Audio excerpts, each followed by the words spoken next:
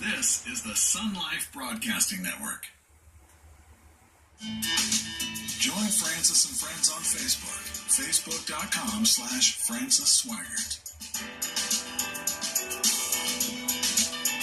Good, we're back. And I've got an email, and I have to be honest with you, I have no idea where it's from because it was written originally in a foreign language, and then the question was translated by computer. But can you, Tom, can you swing your camera over and get a close-up? Because I don't know. This tells who it's from, and I don't know if that's Chinese or Japanese, or I have no way of knowing. But I think whatever it is, it came from somewhere other than, and so that's cool. I did all that because that's cool. Yeah, it is. Well, it might be. I don't know. I don't know. But by confounding the languages at the Tower of Babel, did God also make it a sin to teach and learn other languages? Of course not. No. You have to, for commerce sake. We're forced. I mean, it would do good if every American was bilingual. And to be honest with you, that language should be Spanish.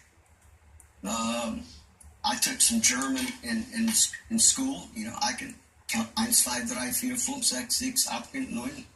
I can count to 10, or I can say sprechen Sie Deutsch. 9 sprechen Sie Deutsch, and that's all I got from 2 years of German that I can remember. And no, no, absolutely not. How can a missionary minister to people of another language? Well, Jesus spoke more than one language. Exactly. When you go, this is what blows your mind.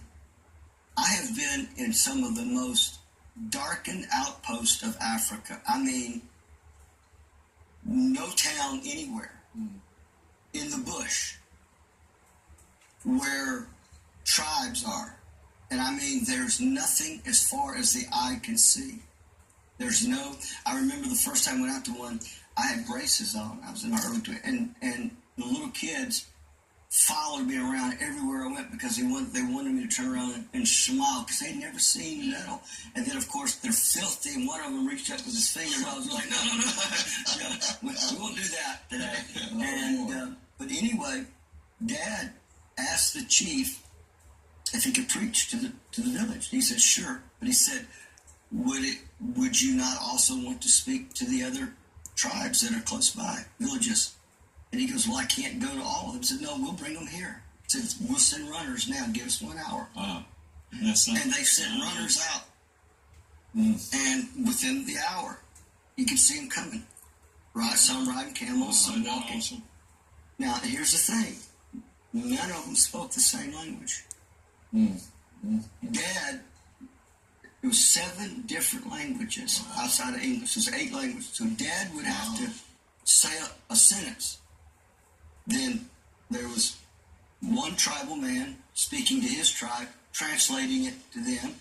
This man who knew that language then translated it to their tribe. Then the next man who knew that tribal language and was able to understand on down the line. So a 10-minute sermon lasted about an hour, but it was, and then afterwards to find out that many of those people, none of them spoke English, by the way, except for a few. It was like 3 or 4 in that village that we were in that spoke passable English. But it was so amazing that there were people in that village that could speak 8 to 10 different tribal languages that were not a part of them. But they had to learn because of trade. But then I can take you I've been to South Africa almost 30 times. I love the country. I love it. I love it with all of my heart. And I have been with blacks, they're Africans, that could speak 6 and 7 languages. French. Right. Spanish. Yeah. Dutch. some tribal languages, Russian. I mean, you just like it was amazing. And matter of fact, every person in South Africa is technically bilingual. They speak their native language, and then they speak English. Yeah. But most are trilingual. They speak their native tongue. They speak Afrikaans, Right. which was the national language before the changeover, and then they speak English. But then you've got those who speak English, Afrikaans, their native tongue, French, Portuguese, Spanish. They're just, it's amazing. And I'm not talking about men and women that went to college. But they found themselves, like they speak Portuguese, they found themselves had to take work in a Portuguese-speaking African country. And to survive, they're not going to learn your language. You're going to have to learn their language. And so it's amazing about that. And it never ceases to every time I go, and then you go to some places close as Brazil, and you may have to go to 50 different people on the street to find one person speak English. Wow. And I've gone to places in Central America where they couldn't find a translator in the town. They had to go out of town to find out. There were translators, but they were not Christians. And that they were too bad they didn't want them there. And so it's just amazing. Cecil from Virginia, you're on the air.